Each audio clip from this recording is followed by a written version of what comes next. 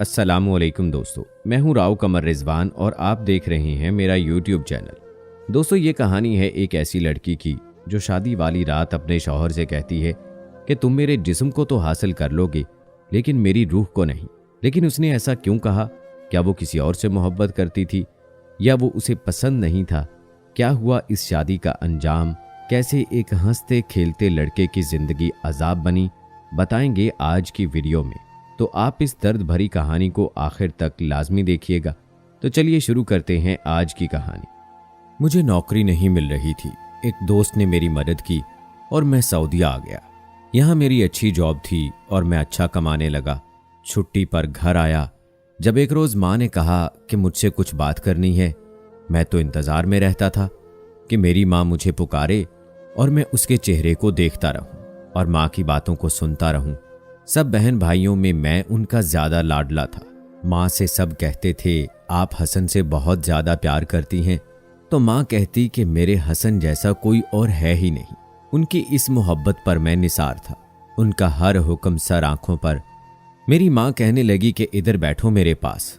उन्होंने मोहब्बत से कहा, मैं उनके करीब बैठ गया। कहने लगी कि कल तुम्हारे मामू का फोन आया था, तुम्हारे बारे में बात कर रहे थे। मैं पिछले कुछ दिनों से मामू की तरफ था। यहाँ कुछ दिन रहने के बाद मुझे एहसास हुआ था कि मुझे उनकी बेटी हिना से मोहब्बत है। मैं बहुत जल्द ही माँ से कहने वाला था, लेकिन मैं हिना की लड़ने की आदत से बहुत खौफ था। वो हर वक्त मेरी शिकायतें लगाती रहती। उसे मेरे बालों से बड़ा मसला था। मेरे बाल थोड़े बड़े थे और उसे लगता था कि मैं लड़की लगता हूँ। मैं उसे कहता कि मेरे इन बालों की वजह से मैं हीरो लगता हूँ और बहुत सी हसीनाएं मुझ पर फिदा हैं, लेकिन तुम हो कि मेरे बालों के पीछे पड़ गई हो। माँ ने बताया कि मामू चाहते हैं कि मैं यहाँ मजीद वक्त ज़ाय ना करूं और जल्द वापस जाके अपना काम देखूं। माँ से पता चला कि हिना से बात हुई। अचानक मेरे दिल की धड़कन उस नाम पर बढ़ गई थी। मैंने कहा कि कहीं मेरी शिकायत तो नहीं लगा रही थी।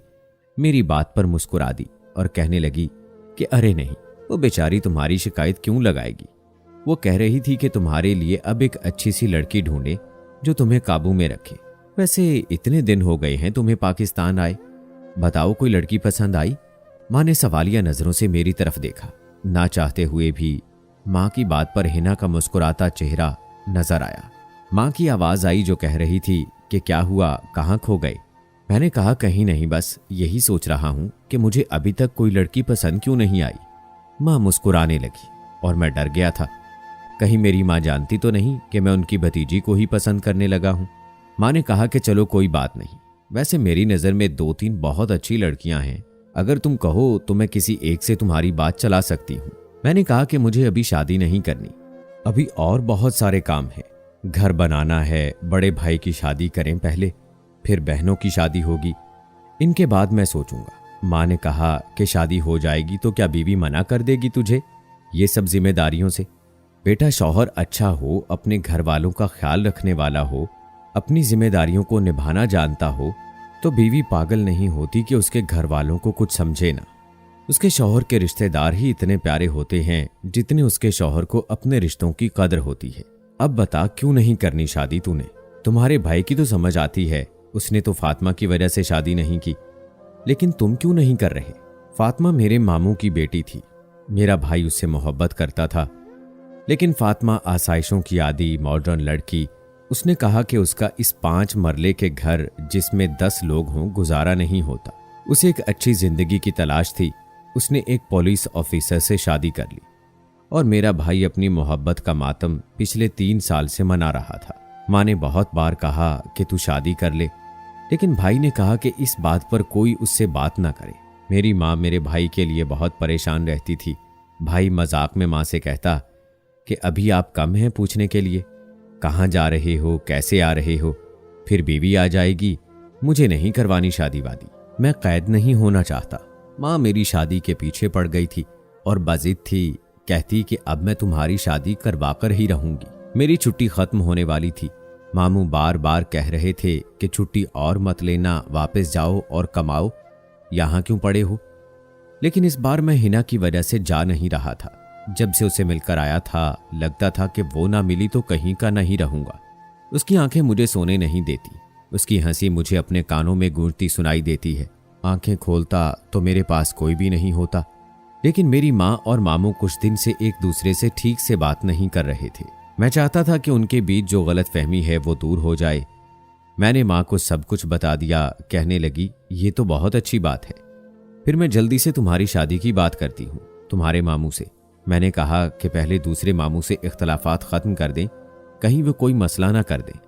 और फातिमा के वालिद और हिना के वालिद दोनों भाई थे। मैं बहुत खुश था। शुक्र है कि माँ को कोई एतराज़ नहीं था। मैंने कहा कि ये तो और भी अच्छी बात है कि माँ, जैसे ही हिना ने हाँ कर दी हम फौरन शादी की तारीख रख देंगे। माँ के चेहरे पर मुझे फिक्रमंदी नजर आई। एक लम्हे को लगा जैसे वो हाँ कहने लगी कि हाँ दुआ करो हिना मान जाए। उन्हें हिना का डर भी था कहीं वो इनकार ही ना कर दे। मैंने कहा कि वो भला क्यों इनकार करे, मैं बहुत मोहब्बत करता हूँ उससे। उस दिन मैंने माँ की आंखों में देखा था, एक अजीब सा दुख था जो बोलते हुए उनकी आंखों से झलक रहा था। वो कुछ देर सोचने के बाद बोली कि हाँ, मैं जानती हूँ कि तुम दोनों एक दूसरे से बहुत मोहब्बत करते हो, लेकिन मत भूलना मैंने बहुत तकलीफें भी बर्दाश्त की हैं। ये ना हो कि तुम अपनी मोहब्बत पाने के लिए मुझे भुला दो। तुम जानते हो कि मोहब्बत का भूत अक्सर रिश्तों की पहचान भुला देता है। अपने भाई का हाल देख रहे हो, क्या दिया उसे उस मनहूस मोहब्बत ने। कमाने में खुद को इतना मसरूफ कर लिया है कि उसे अपनी जात भी भूलती जा रही है। आज तक मैं समझ नहीं सकी कि जिसकी मोहब्बत में सब कुछ भूले बैठा है वो सुकून से अपने घर में है, किसी की बीवी है। मुझे दुख है कि मेरी भतीजी और भाई ने मेरा सोचा नहीं था, ना मेरे बेटे की ख्वाबों की परवाह की थी। इसलिए डरती हूं कि इस बार भी मेरे अपने बच्चे की खुशी ना छीन ले और मैं जो बात करती आती जाती हूं भाइयों के घर, उससे भी ना रह जाऊं। मैंने सारी रात जागते हुए गुजारी थी। मैं जानता था कि फातिमा और हिना में जमीन आसमान का फर्क था। हिना और फातिमा एक जैसी नहीं है। उसे रिश्ते की कदर है, वो पैसे के लिए कभी भी मुझे नहीं छोड़ेगी। और अब तो हमारे हालात भी बेहतर थे। मैंने हिना को कॉल की, उससे कहा कि मैं उनसे मिलना चाहता हूँ। मैं सोच रहा था कि क्यों ना आज हम कुछ टाइम साथ गुजारें। अगर तुम्हें बुरा ना लगे तो मुझे तुमसे कुछ बात करनी है। मैं डर भी रहा था कि कहीं वो मना ही ना कर दे। उसने कहा कि ठीक है, आप आ जाएं, मैं आपका इंतज़ार कर रही हूँ। और मुझे लगा कि मेरे दिल की दुआ सुन ली है अल्लाह ने। मैंने खुशी से फ़ोन रखते हुए उसे कहा कि ठीक है, मैं अभी आया। उससे मिलने के लिए मैं इतना बेचैन था कि मुझे समझ नहीं आ रही थी कि मैं क्या पहन के जाऊं। मेरी बहनें मुझे तंग करती रही और मैं उस दिन सिर्फ मुस्कुराता रहा। वक्त था कि गुजर नहीं रहा था। मैंने कहा कि शुक्र है कि तुमने बाहर मिलने से इनकार नहीं किया, वरना मैं तो समझा था कि तुम नहीं आओगी। बोली कि अब आप मुझे शर्मिंदा कर रहे हैं। मैंने मुस्कुराते हुए कहा, नहीं, शर्मिंदा नहीं कर रहा, बस तुम्हें तंग कर रहा था।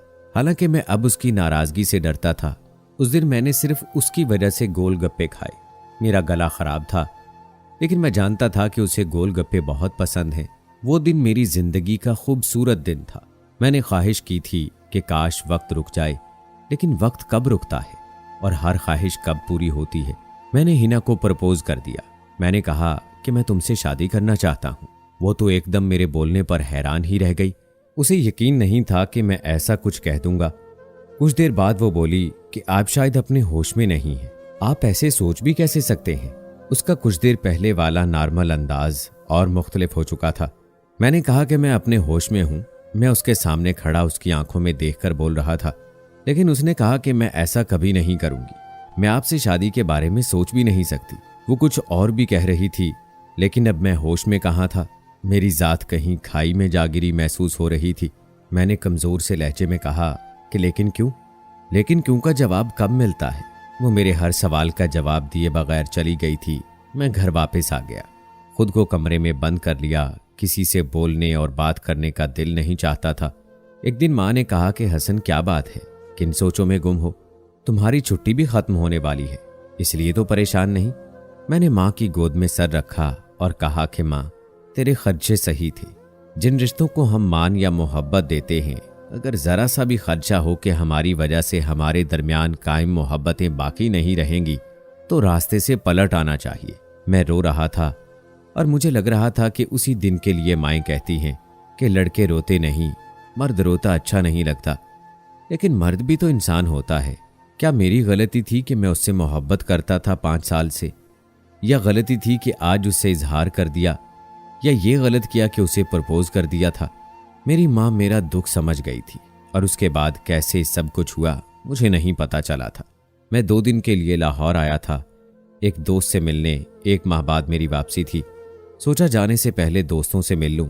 वापस घर आया तो पता चला कि अगले हफ्ते हिना से मेरी शादी है। मुझे यकीन नहीं आया था ये कब और कैसे हुआ, लेकिन मैं खुद गर्ज बन गया। मैंने हिना से कुछ पूछना मुनासिब नहीं समझा। न उसे कॉल की, न शादी से पहले मिलने गया। या ये समझ लें कि मैं डरता था कि कहीं वो मेरी आंखों में देखकर ये ना कह दे कि ऐसे बुज़दिल हो एक लड़की का रिजेक्ट करना बर्दाश्त नहीं कर सके। शादी की तैयारियों में 1 हफ्ते का पता नहीं चला और उस दिन मेहंदी थी। जब उसका फ़ोन आया मैंने डरते डरते कॉल ली। दूसरी तरफ उसके रोने की आवाज़ आ रही थी। मैंने उससे ये भी नहीं पूछा कि क्यों रो रही हो। मैं नहीं चाहता था कि उसे चुप करवाने के लिए वो मुझसे कोई बड़ी कीमत मांगे और मैं उसे खो दूं। मैंने उसे रोने दिया। कुछ देर बाद उसने कहा कि हसन, तुम अच्छा नहीं कर रहे। मैं तुम्हें मना करके गई थी, फिर ये सब क्यों कर रहे हो? मैंने कहा कि तुमने भी तो कोई वजह नहीं बताई थी कि क्यों मना करके गई थी। उसने कहा कि इसी वक्त उसके घर पहुंचूं, लेकिन मैं पागल नहीं था। उस सरफिरी लड़की के घर पहुंचता, वो जो कल मेरी होने वाली थी। किसी भी ऐसे जज्बाती फैसले की वजह से उसे खो देता। उस वक्त मैं यही सोचता था कि मोहब्बत है तो है, जिसे है उसे पाना मेरा हक है। मोहब्बत और जंग में सब जायज है। मैंने कहा कि जो कहना है फोन पे कह दो, या ऐसा करो कि कल से आपने बैठ के कहना है, जो भी कहना है। लड़ना है तो भी लड़ लेना, लेकिन एक बात याद रखना, तुमसे दस्तबरदार नहीं हो सकता। मुझे कोई रिजेक्ट होने का दुख नहीं था, ना कोई अना का मसला था, बल्कि अगर समझो तो समझ लो, हसन को एक लड़की से मोहब्बत है जिसकी सूरत में मुझे जिंदगी लगती है। तुम कहो तो निकाह करते ही चला जाऊंगा, तुम्हें शक्ल भी नहीं दिखाऊंगा, लेकिन पहले वादा करो कि मेरी ही रहोगी। उसने कहा कि तुम मुझे प्रॉपर्टी समझते हो, सिर्फ अपने नाम करवाने की जिद है। मैंने जमीन पर नजरें जमाते हुए कहा कि मैं तो बहुत ही आजिज इंसान हूं, गरूर से मेरा क्या वास्ता। मैं तो सिर्फ ये चाहता हूं कि जिससे मोहब्बत करता हूं उसे ही अपनी चाहत बनाऊं। मुस्कुराते हुए कहा कि सोचो क्या कमाल हो मोहब्बत की किसी कहानी का लाजवाल किरदार बन जाए।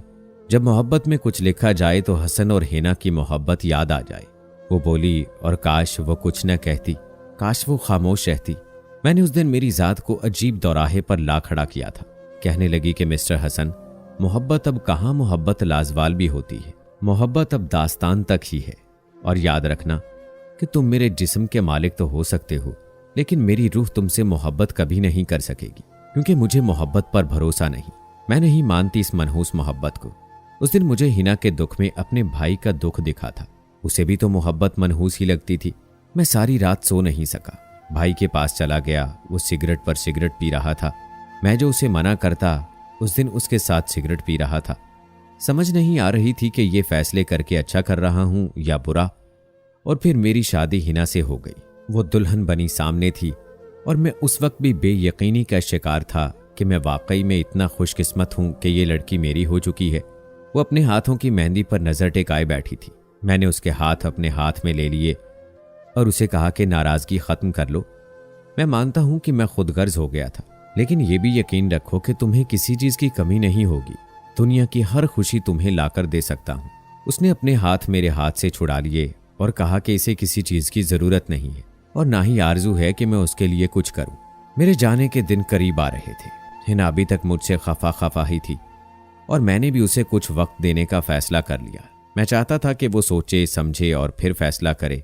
वो गलत है, ऐसे ही इस रिश्ते से भाग रही है। मेरी माँ ने कहा कि उन्हें कुछ पैसों की ज़रूरत है। मेरी छोटी बहन का रिश्ता आया था और वो चाहती थी कि अब मेरी ये दोनों बहनों को ब्याह दे। रिश्ता अच्छा था, माँ ने हाँ कर दी और अगले दिन मेरी वापसी थी। मैं अपने कपड़े सूटकेस में रख रहा था जब हिना कमरे में आई, ठिठक गई। मैंने कहा कि आ जाओ, दरवाजे पर क्यों रुक गई हो? मैं जा रहा हूँ, खुश रहना और मेरी गलती को सिर्फ मेरी मोहब्बत समझकर माफ़ कर देना। वो मेरे पास आकर बोली कि छुट्टी ख़त्म भी हो गई। मुझे पहली बार लगा कि जैसे वो मेरे दूर जाने से उदास हो गई। मैंने कहा कि हाँ, हो गई ख़त्म, अब तो तुम खुश हो जाओ, अब क्यों उदास हो? कहने लगी कि अच्छे दोस्त को दूर भेजने में उदास ही होना है, थोड़े से बुरे लगते हो, लेकिन अब ऐसा भी नहीं है कि जाने पर खुश हो जाऊं। मुझे कोई ऐसी खुशफहमी भी नहीं कि तुम मेरे लिए कोई रोग ले लोगी। और फिर मैं अगले दिन सऊदीया वापस चला गया। यहाँ पे आके भी मैं उसे भूल नहीं सका था, लेकिन काम की मसरूफियात ऐसी रही कि बहुत दिनों तक बात नहीं होती थी। उसने बताया कि उसका फ़ोन ख़राब हो गया है, माँ के नंबर पर उससे बात होती है। पता नहीं वो फ़ोन माँ को दे जाती थी या माँ को मुझसे बात करने की इतनी खुशी होती थी कि उससे बात ही कम करवाती। माँ का फ़ोन आया था कि मेरी बहन की शादी की डेट फिक्स हो गई थी और सारी जिम्मेदारी मुझ पर थी। बड़े भाई की तबीयत ठीक नहीं रहती थी, वो काम नहीं कर सकते थे। मैं ही घर का अकेला कमाने वाला था, मैं ही पैसे भेजता। घर बन गया था, मेरी बहनों की शादियां हो गई थीं, लेकिन मुझे छुट्टी नहीं मिली और मैंने महसूस किया कि ना हिना और ना ही मेरी माँ को किसी बात की फिक्र थी कि मैं क्यों नहीं आ रहा। माँ कहती रही कि तुम भी आ जाते। मैंने कहा कि माँ छुट्टी नहीं मिली। माँ कहती है कि चल सही बात है, तुझे अपनी जिम्मेदारियां याद तो हैं। कभी कभी मैं बहुत थक जाता और दिल चाहता कि वापस चला जाऊं, लेकिन किस्मत को कुछ और ही मंजूर था। काफी दिनों से घर बात नहीं हुई थी, मैं बहुत बेचैन था। एक दिन माँ ने खबर दी कि तेरी बीवी फौत हो गई है। ये खबर ऐसी थी कि मैं ना जिंदों में रहा और ना ही मुर्दों में। बहुत दिनों तक मेरे दोस्त मुझे संभालते रहे, मैं जीना भूल गया था। घर से भी मुझे वापस आने का पूछते थे, लेकिन मैं वापस नहीं आना चाहता था और इसी गम में 15 साल मुल्क वापस नहीं आया और ना ही शादी की। लेकिन फिर एक साल आया तो घर में सब बदल गया। आज छोटे भाई ने भी शादी कर ली थी, लेकिन उसकी बीवी हर वक्त मुंह पर एक हरे रंग का मास्क लगाकर रखती है। कोई पूछता तो कहती कि मेरे मुंह पर एलर्जी है। एक दिन रात का वक्त था, मैं भाई के कमरे से चार्जर लेने गया तो भाई घर पर नहीं था और उसी वक्त भाभी नहाकर निकली और मेरी नज़र उसकी शक्ल पर पड़ी तो मेरे औसान खता हो गए, क्योंकि वो तो मेरी मरहूमा बीवी थी जो मुझे देखते ही अपना चेहरा छुपाने की कोशिश कर रही थी। मेरे पैरों ने अपनी जगह से हिलने से इनकार कर दिया था। मैंने दीवार का सहारा लिया और खुद को गिरने से बचा लिया। वो भी अब जमीन पर बैठकर रोने लगी थी। मैंने नफरत से उसे देखा जिसके लिए आज तक मोहब्बत में रोता रहा था। मैं तो उसकी जुदाई में जिंदगी का एक हिस्सा मरकर गुजार कर आया था। मेरी आवाज कहीं दूर से आई थी, क्यों किया तुमने ऐसा? इतनी नफरत थी मुझसे, इतनी बड़ी सजा। वो बहिचकियों से रो रही थी और फिर जो उसने बताया उसे सुनकर मेरे पैरों तले से जमीन निकल गई। उसने बताया कि जब मैंने उसे प्रपोज किया था, उससे एक दिन पहले मेरी माँ उसके घर गई थी और कहा था कि अगर हसन शादी का कहे तो जवाब दे देना, तुम्हारी शादी वैसे किसी सूरत नहीं हो सकती। मैंने कहा कि मैं उससे मोहब्बत करती हूँ, तो कहने लगी कि इसीलिए तो शादी नहीं हो सकती। मेरा बेटा भी तुमसे मोहब्बत करता है, जो कि मेरा सौतेला बेटा है, जिसकी माँ ने मुझसे हर खुशी छीन ली थी। मेरे शौहर को मुझसे छीन लिया था, लेकिन अल्लाह ने मेरी सुन ली और वो हसन को जन्म देते ही दुनिया से चली गई। लेकिन जब तक मेरा शौहर जिंदा रहा, सब बच्चों पर हसन को ही तरजीह देता रहा। यहाँ तक कि फातिमा ने हसन की वजह से मेरे बड़े बेटे से शादी से इनकार कर दिया था। वो भी उससे ही शादी करना चाहती थी। इस लड़की की वजह से मेरा बेटा इस हाल को पहुंचा है। अब अगर उसकी तुमसे शादी कर दे तो वो तुम्हारा हो जाएगा। मेरी 2 बेटियां हैं और 2 बेटे हैं। बेटा काम नहीं करता और मुझे बेटियों की भी अभी शादी करनी है, तो मुझे हसन की और उसकी कमाई की बहुत ज़रूरत है। मुझे भी तुम्हारे बाप की तरह बड़ा घर बनाना है। तभी मुमकिन है जब हसन मेरे हाथ में रहे। मैं खामोश हो गई। मैंने सोचा कि तुम्हें बता दूं, लेकिन फिर सोचा कि मेरी वजह से तुम अपने रिश्तों से दूर हो जाओगे। लेकिन फिर एक दिन वो अचानक आई और कहा कि अगर शादी ना हुई तो हसन हाथ से निकल जाएगा और तुम्हारी सौतेली माँ और मेरी फूफो ने कहा कि उनकी शर्त है मैं उनके मुताबिक रहूंगी तो वो मेरी शादी तुमसे कर देंगी।